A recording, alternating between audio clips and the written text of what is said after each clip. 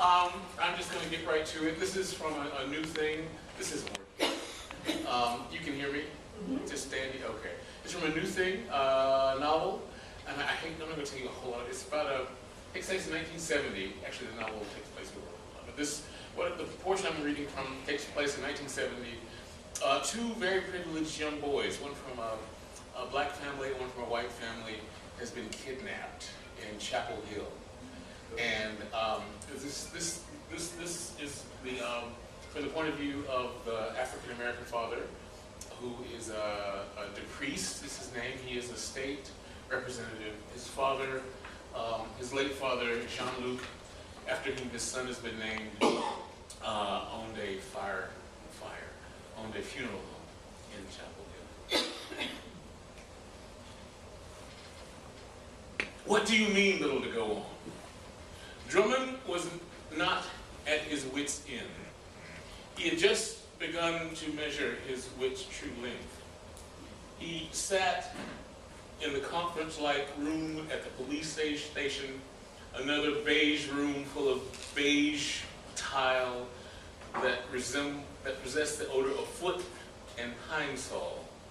At the table, Roger Rogers, police chief, two officials from the North Carolina State Bureau of Investigation, one gray-headed and imposing Mr. Fred Austin, and his junior, a fresh-faced, tremulous Mr. William Thomas, one special agent from the Federal Bureau of Investigation, Mr. Wyatt Earp Carter. Though the disappearance of Jean-Luc Dupriest was only a suspected kidnapping, and though the FBI only has jurisdiction in kidnapping if the victims are taken across borders, consultants became available as soon as the request reached them. It seems to me, gentlemen, Drummond said, that you have quite a lot to go on. By the time he reached 30, Drummond Dupriest's tonsure was of such admirable proportions that it reminded some folk of vast acreage and deserts.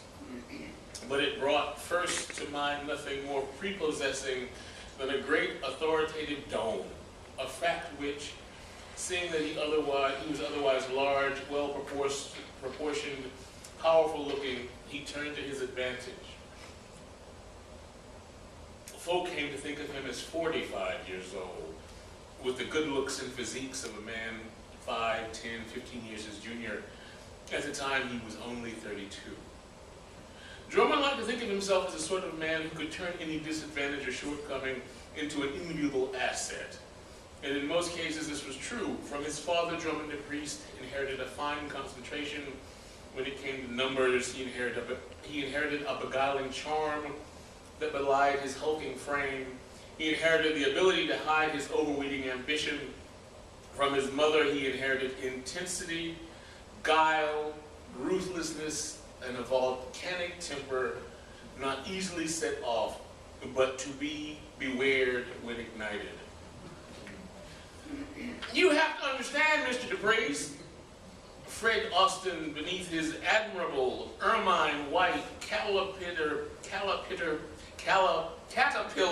big eyebrows, resembled a Supreme Court justice, but maintained the thick, down East North Carolina accent of a farmer. Though we have a few leads, we just can't get lucky. We need to get lucky. That is why we need to spread the news out. This here all points bulletin and going to the news media and distributing pictures, well, we're bound to come up with something. We're looking into some suspects, but to be honest, we're just coming up snake eyes, and I have misgivings, Drummond said, about going to the newspaper and TV and all that. What if they meant what they said? I don't want any harm. Fred Austin let out a loud sigh and sat back in his chair. He looked to the police chief as if to ask for support, but Roger Rogers just stared back as if to say, you're the professional here. Austin looked to his second as if expecting some useful rejoinder, but the young man averted his eyes. He seemed never to look anyone in the eye. Instead, William Thomas picked up his notepad and began to scribble on the pages. Wyatt Earp Carter cleared his throat. I'm inclined to agree. It seems early. Wyatt Earp had light gray eyes, and his features possessed a certain articulate fullness of nose and lip and cheek, and his skin, though not olive skin dark, had a certain melungeon hue, all of which caused Drummond to wonder many a thing about him.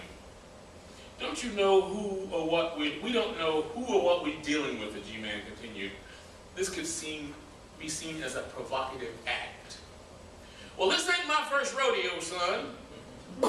Austin looked at Carter as if seeking recognition of a bon mot. The G-Man remained a blank sheet. Look, all I'm saying is that we need to work as many angles as we got going for us. All I'm saying is that not hearing from them in 2 weeks is a good thing, not a bad thing. I got a feeling we're just dealing with some punk-ass wannabe fellas. Some get-rich-quick foolishness.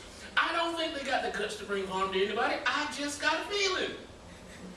Drummond felt the tightness, the tiniest of tightnesses in his abdomen. You got a feeling. A feeling. You talking about my son here, man. A goddamn feeling? A fist came down on the table. Young William Thomas gave a gasp and his chair's feet squeaked against the floor. Okay, Mr. DePriest, the police chief finally spoke up. Why don't we take a little more time? It's only been 2 weeks. And I've been given to understand there are a few more leads to follow up on. Ain't that right, Mr. Austin? That man down in Georgia? Austin's face displayed dejection and a lack of willingness to play along. He mumbled, yeah. Well, that's something, Roger said. Why don't I suggest we give Mr. DePriest a break and come back later? And Drummond stood up. With all due respect, gentlemen, I think I'll be following up on my own leads. He picked up his hat and left the room. Wyatt Earp Carter followed behind.